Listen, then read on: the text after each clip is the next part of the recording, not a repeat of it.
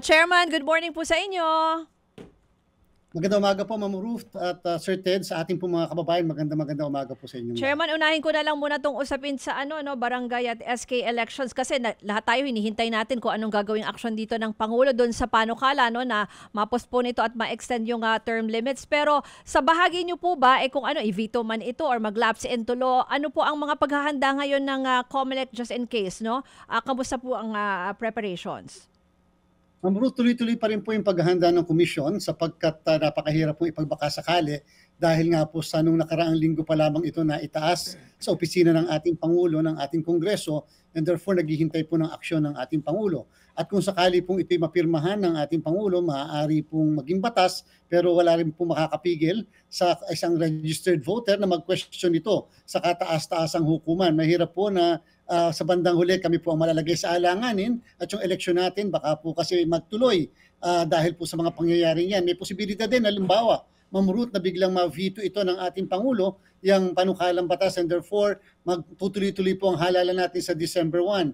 Kung kaya po lahat na ng paghahanda ay tinuloy na rin namin kung bakit naman meron tayo sa August 1 to 10 na registration of voters. Minarapat po namin mag-schedule ng registration of voters, Ma'am Ruth, sapagkat kung hindi po tayo magkakaroon ng ganon, wala po tayong boboto na 15 to 17 years old para sa mga kabataan sa sangguniang kabataan. So yung sa level pa po ngayon ay yung paghahanda rin po dyan sa registration ng August 1 to 10. Pero parang halimbawa mga information dissemination, ano po yung bahagi ng ginagawa nyo kaugnay niyaan? Yes po, sa kasalukuyan, nandiyan po kami sa Mindanao ngayon para sa aming voters education, para maisama na rin po yung voters education namin para sa Bangsamoro parliamentary election. At syempre po maglalatag na po kami beginning po dapat nung Monday kahapon ng ating voters education na information program para sa mga boboto, lalong-lalo na yung mga kabataan na first time na boboto, yung 15 to 17 years old. Tatandaan po ng lahat, pagka po tayo nagparehistro mula August 1 to 10, marapat po na maalala nila na doon sa mga nasa Bangsamoro, sila po ay makakapagparehistro, subalit hindi po ito pwedeng gamitin bilang pagboto nila sa Bangsamoro parliamentary election. Ang ibig sabihin po, ang pagpaparehistro po ng nasa Bangsamoro mula August 1 to 10 ay para sa barangay and SK elections sa December 1 at hindi po para, Ma'am Ruth, Sir Ted, para sa ating pong Bangsamoro parliamentary election sapagkat sinasabi naman po ng batas na nagpapaliban ng Bangsamoro parliamentary election na ang eleksyon na ito ay pagpapatuloy lamang ng 2025 May 12 national and local elections. Pero dun po sa panawagan na wag sanang i-postpone, may mga ganyan na halimbawa yung NAMFREL and ilang election lawyers. At kayo po pala ay pinadalhan din po ng letter daw ng Malacanang para itanong kung ano ang posisyon nyo po dito. Ano pong masasabi nyo? Kasi yung iba sinasabi wag na nating i-move kasi against yung baka maglalagay ng duda sa electoral process itself or yung karapatan po ng mga tao na makaboto. Sa panig po ng COMELEC, ano po ang posisyon nyo tungkol dyan? Sinabi po natin sa ating pong bilang sagot sa palasyo na handa naman po ang inyong Commission on Elections, subalit ito po kasi isang political question na hindi namin pwedeng pakialman. Ito'y desisyon ng lehislatura at saka ng ehekutibo and therefore gagalang natin kung ano po yung kanila magiging pinal na sasabihin sa bagay na yan. Of course, katulad ng aking binabanggit, wala rin makakapigil sa kahit na sino na pumunta sa Korte Suprema upang ito ay questionin. Ang kaibahan po nito nung nakaraang postponement, ito po kasing batas na ito ay nagpi-fix ng termino ng barangay at SK na dati-rati ay 3 taon, ngayon po ay 4 na taon ang ginagawa at subject to 1 re-election ang barangay na kung saan therefore 4+4 magiging 8. Doon naman po sa sangguniang kabataan, kahit na 4 na taon lumalabas hanggang 1 lamang na termino ang binibigay sa kanila. Pero yung isa rin pong binanggit halimbawa ni Attorney Macalintal na naman na election lawyer, baka maulit lang daw yung pagpapahinto kasi dati, 'di ba, yung dati po pinahinto noon ng Supreme Court yung pag-move nitong elections as unconstitutional. Baka magkaroon daw po ng ganyan ulit. Yan po ang kadahilanan, Ma'am Ruth, kung bakit ayaw naming magbakasakali. Kaya po nagtutuloy-tuloy. Bagamat meron din po tayong danger sa ilang mga bibilhin namin, kasi po may mga ilang bibilhin tayo o yung na-procure namin na sadyang dapat hindi maagang pinoprocure. Halimbawa po, Ma'am Ruth, Sir Ted, katulad ng indelible ink, hindi po talaga dapat siya napoprocure sana ng maaga sapagkat kung marireset ang eleksyon sa susunod na taon ng November 2026 at hindi yung December 1, may posibilidad po kasing matuyo o magbago ang quality ng mga indelible ink and therefore maaari pong masayang at syempre meron po tayong ginastos na public fund para po dyan. So, pwede na ba akong umusad sa ibang topic? Okay. Ito muna, sige, okay. Ma'am Ruth. Chairman George, totoo ba na kayo'y hiningian ng opinyon ng ehekutibo ng Malacanang tungkol dito sa postponement ng barangay election?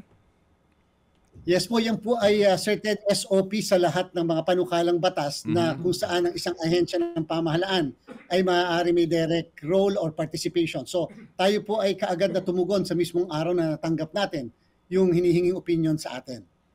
And are you at liberty to tell us ano po ang inyong sabi? Yes po, sinabi po namin, Sir Ted, na kami po'y naghahanda pa rin. Hindi po kami huminto sa paghahanda. In fact, yung mga procurement na ginawa po natin ay amin po lahat na itinuloy. Sir Ted, kahit po yung mga ipiprint halimbawa ng mga election documents, minarapat lang po namin na tanggalin yung date.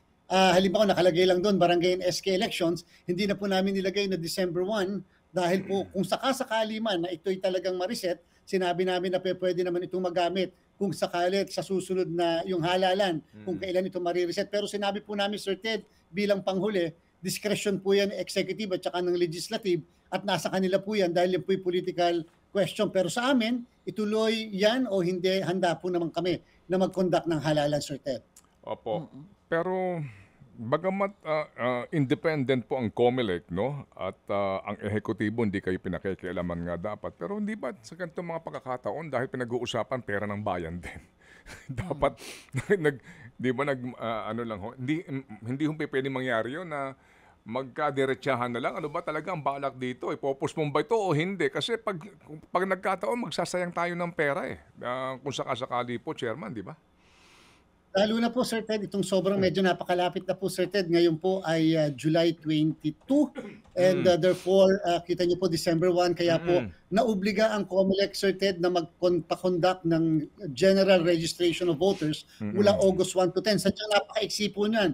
Considering na ang ating pong ina-anticipate na magpaparehistro sa 10 araw na yan, mga 1 milyon na mga kababayan natin. And therefore, that is a signal to one and all na ang COMELEC ay will push through with all the preparations despite yung posibilidad na ito ay mariset. Opo, yes sir, yes sir. And we understand nga po ang inyo pong pagiging maselan dito po sa usapin na ito, no? Dito po sa ano ba talaga, Mr. President, no? Ano ba talaga ang sitwasyon dito po sa Barangay at SK election? Sige po, may tanong lang po si Ruth na karagdagan po, Chairman.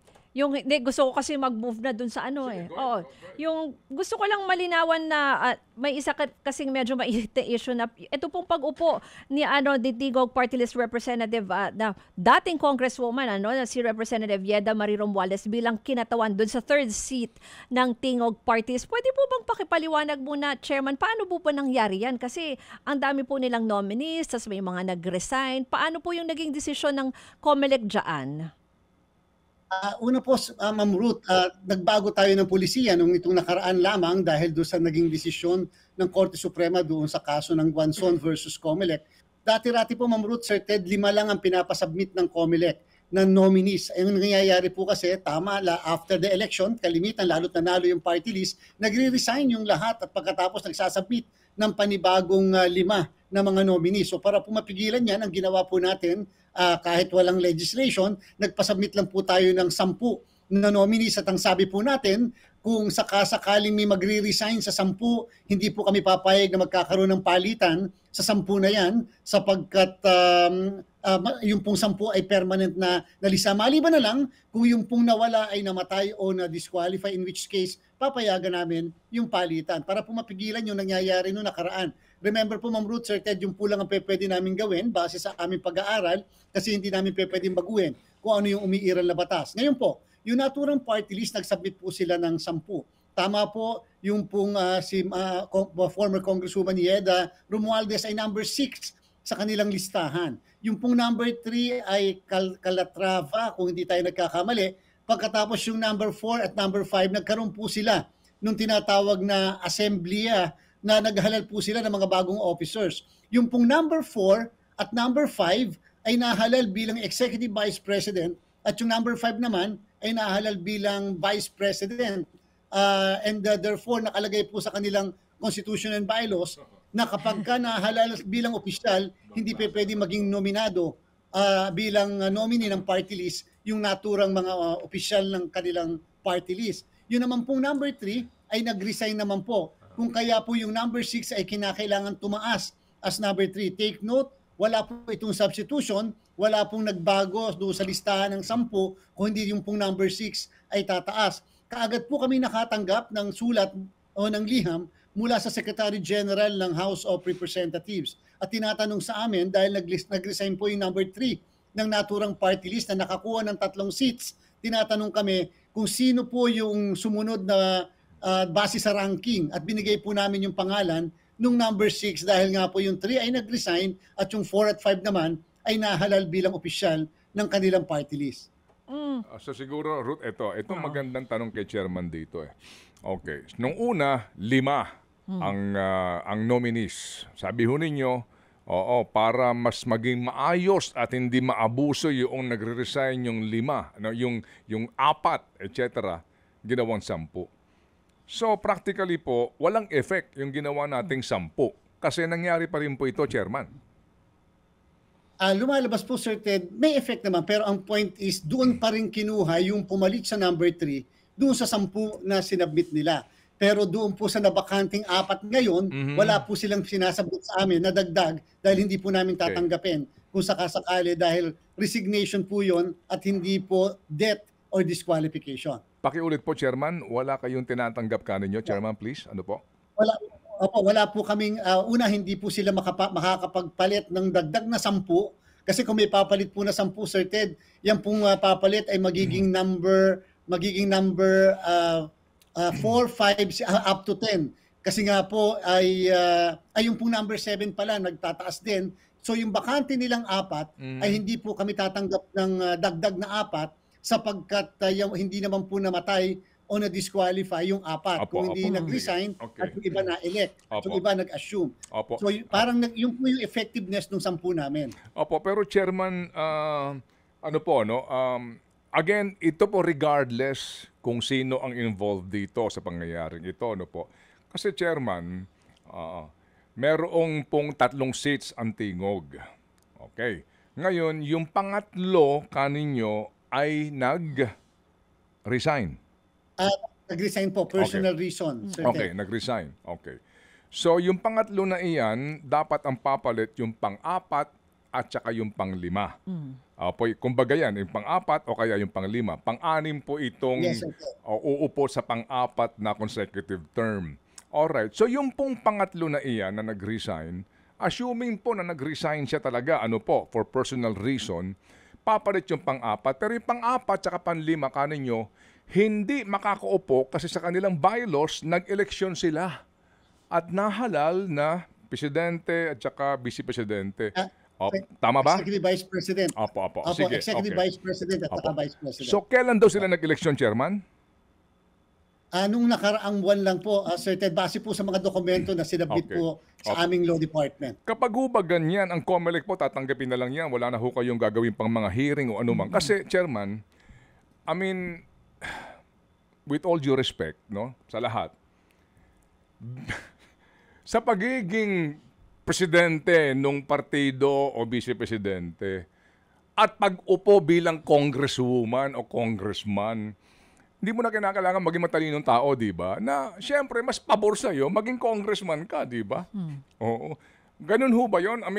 Tinanggap na lang ho natin yun na wala na hong pag-question pa sa mga taong ito na para namang sa iba, ang hirap paniwalaan, Chairman, na ito, hindi planado itong gantong mga pangyayari para po makabalik ang isa pong pang-4 na yung term niya sa Congress. Maaaring tama po kayo, Sir Ted. Kaya alam po ang pinagbasihan po namin, madami na po kasing kaso. Ang pinaka-latest po na kaso, Sir Ted, ay yung magsasaka party list versus Villamin, na kung saan ang sinabi sa amin po ng Korte Suprema ay hindi naman kinakailangan magkaroon pa ng mga hearing, ibabase lang po sa dokumento, lalo na dun sa pinaka-constitution and bylaws nung mismong party list. So, matagal na po nila sinasabi, kahit yung senior citizens dati, Sir Ted, na dapat ang pagbabasihan lagi ay yung mismong bylaws ng organisasyon ng party list at yun po ang pinaka-basis na lang ng Commission on Elections. So kaya po talagang napilitan na lang kami na sundin kung ano yung constitution and bylaws nila at tanggapin yung representasyon mismo ng party list na yan tungkol sa pagkakahalal nung kanilang dalawa na nominees, yung number 3 at saka number 4 at saka number 5. Opo. So, sige. Dito po sa mga nominado po ng partidong ito,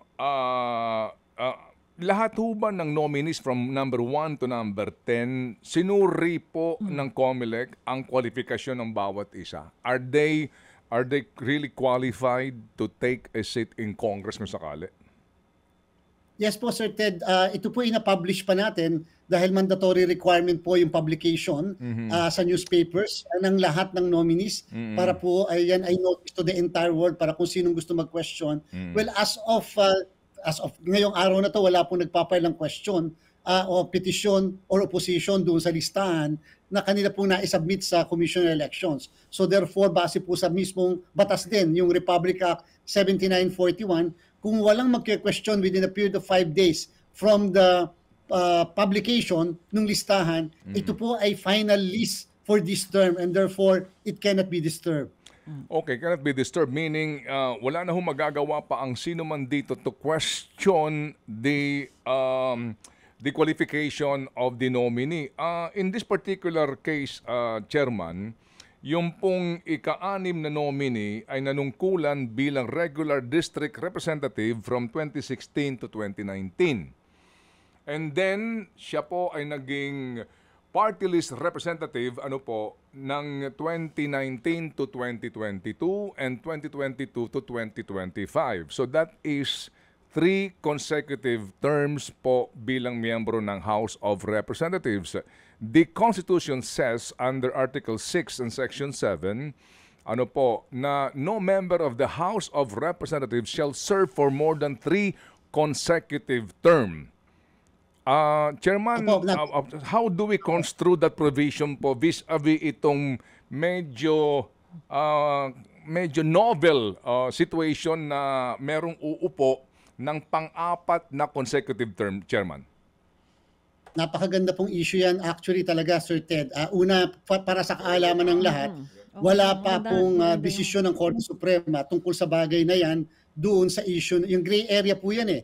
Ano ibig sabihin ng gray area? At hindi po ang COMELEC ang magre-resolve at nag-resolve sapagkat as far as we are concerned, so long as walang nag-file ng petition, question, opposition patungkol sa napakagandang issue na yan, hindi po namin pwedeng i-resolve yun, Sir Ted, sapagkat hindi po ministerial ang duty ng COMELEC kapag ganyang mga issue.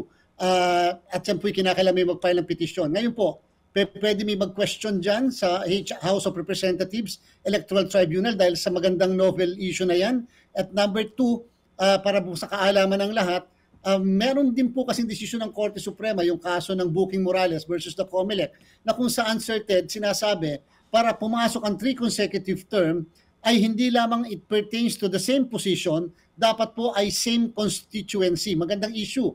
Ang tanong, kung yan ba ay ang unang termino ay sa mismong distrito, pagkatapos 2 termino ay sa party list, yan ba ay 3 consecutive term o yan ba ay interrupted na 3 consecutive term? So yung po yung isang maganda dyan po, hindi lang po umabot sa amin, Sir Ted, yung legal issue na yan sapagkat wala pong nag-question tungkol sa bagay na yan. Is the Booking Morales mayoralty issue in the Constitution or COMELEC rules lang po?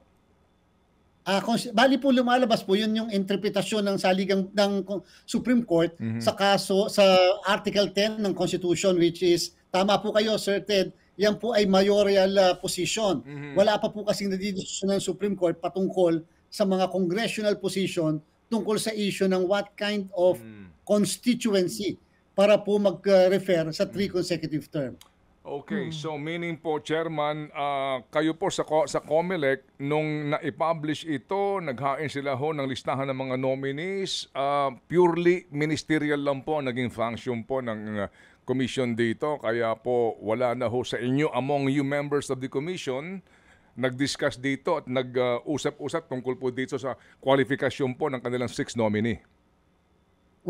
Tama po kayo, Sir Ted, at yung po yung kadahilanan kung bakit meron kayong isa dati na na-feature na isang party list, may nag-question po doon sa number 1 nominee na kasalukuyan hanggang ngayon, maaaring hindi nanalo, ay amin pong dinidinig ngayon, katatapos lamang ng hearing, dahil po may nag-question, may nag-oppose, may nagpetisyon laban doon sa nominee na yon. Okay. May tanong ka ba, Yung, Ruth?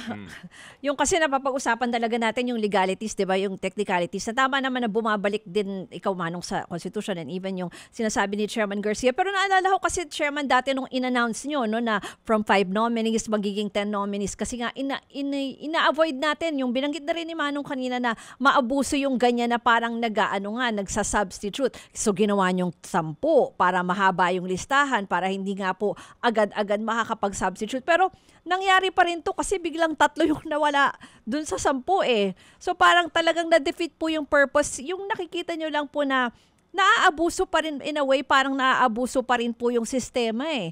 Ano po ang tingin nyo dyan? Kasi kayo po maganda yung idea nyo noon na pinalitan nyo from 5 to 10 eh. Yung list of nominees. Alam niyo po, Ma'am Ruth, kung napansin niyo po medyo at napakahirap din po talagang ipaliwanag sagutin. Pero sa bandang huli po, talagang yun ang dahilan kung bakit kami matagal nang nagsasabi, nagpupursige, na i-revise yung ating pong batas sa party list. Simula po nang gawin kasi yan, mga mahigit ng 20 taon, wala pa pong pagbabago. Sa bandang huli, kita nyo po, kami po ang nasisisi sa pagkakaroon, napaka-limited po yung pwede namin gawin kasi tagapagpatupad lang po kami ng batas. In fact, yung pong paglalagay ng limit na 10 lamang at wala nang palitan, aaminin ko po, nung ginawa natin yan, lakas loob lang natin ginawa yan, na may posibilidad na may pumunta sa Korte Suprema. Ang tanong ba yung bang ginawa ng COMELEC ay pag-amend nung provision ng batas? O yan ba ay pinapayagan o papayagan? Wala naman po nag-question. So, okay. Pero ang katanungan ngayon sa pangalawa, yun naman pong kung nasa 10, merong question dyan, may mga nag-resign, ano ang gagawin ng COMELEC? Yung pong bagay na yan, mukha po talagang kakailanganin ng amendment ng batas sapagkat yung Section 16 nung Republic Act 7941, yan po yung batas natin sa party list, ay nagsasabi na yung mismong ranking ay isang final list na sinasubmit sa COMELEC kung wala magke-question. At kung magkaroon ng vacancy doon sa mismong seat, ay kukuhanin doon sa 10 o sa 5 na naisubmit sa Commission on Elections. And therefore, tali po kami dahil specific provision yun mismo ng batas natin. Parang naisahan naman kayo doon, Chairman. Maaaring ganun po ang talagang interpretasyon, Ma'am Truth. Kaya lang po, may info po sa amin kasi yung batas. May mga loopholes yung batas and therefore, panawagan din nga ni Sir Ted noon pa. Ako po yung nag-agree doon at ayoko sumasama talaga doon. Baguhin na po, i-amend natin, i-revise natin, i-overhaul natin ang party list law natin. Okay, so bigyan po natin ng presumption po naman ang COMELEC, sila Chairman George, no, na ginagawa nila ang lahat na magagawa nila, tali ang kanilang kamay because of the law. So, sa usapin po ng amyenda, palagay ko po, baka hindi mangyari yan dahil yan po ay conflict sa kanilang mga interest sa Kongreso. So, Chairman, with this happening now, meron ba kayong balak na naman pong maging remedyo kaya dito na para po sa poder ng COMELEC, para po sa next 2028 election sa party list po? Kasi mukhang, sabi nga ni Ruth, mukhang naisahan kayo. Sabi nga po ninyo, mukhang ganun po ang pakiramdam ng iba. So paano kaya, Chairman? Meron po, katatapos lang po namin, Sir Ted, ng Ruth, ng draft namin ng party list law na ipopropose natin. May napili na po tayo na maaari mag-sponsor sa Senado at sa House of Representatives. Sana po maipasa ito upang this time, Sir Ted, talagang ma-define natin ano-ano ba talaga ang mga sectors na properly represented. Dapat maibalik yung dating veterans, urban poor, yung mga fisher folks, farmers, women, youth, at iba pang sektor. At pagkatapos, at any given time, dapat may representasyon yung sektor na yun at nakabase ang paglalaban-laban ng party list base sa sektor na kanilang nire-representa. At yung mga ganito po, yung mga maiwasan, yung mga tungkol sa substitution, nilagay na rin po namin ang lahat ng yan. Katatapos lang po namin and therefore, bago po magsimula itong 20th Congress, amin pong isusumite doon sa pwede mag-sponsor ng congressman or senador. So that is, again, legislation, but there is no other way for COMELEC really to again, improve your regulation kasi nga from 5 ginawa niyong 10 pero nangyari pa rin po. Baka maging 20 na. Baka umabot na ng 20 yan, Chairman. Pwede bang gawin nyo, Chairman, na dapat mamatay muna lahat bago ka magpalit? Alam niyo, sir, may gagawin po talaga tayo. Lagi naman po natin pinupush yung envelope, so to speak. Titingnan lang po natin yung development dito.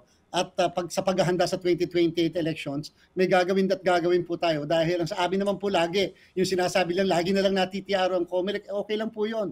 Ang importante, meron po tayong naseset na jurisprudence. Kasi nga po kung wala pong batas, kami po lagi ang masisisi. Tulad halimbawa, nung pag nag-file ng candidacy, hindi pa sila kandidato. Sila ay aspirants pa lamang, yun po, laging COMELEC pa rin na masisisi, pero gagawin pa rin natin and let the Supreme Court na lang decide later kung ano ang tamang interpretasyon ng mga batas natin. Okay, sige po. So, Chairman George, salamat po sa inyo pong haba ng pasensya po sa amin ni Ruth sa ating pong importanteng isyong ito para lang ho natin mas maunawaan, maintindihan sa panig po ng COMELEC at sa mga nangyayari po dito po sa ating pong party list system. Salamat po, Chairman George. Mabuhay! Thank you. Salamat po, Sir Ted. Ruth, mabuhay po.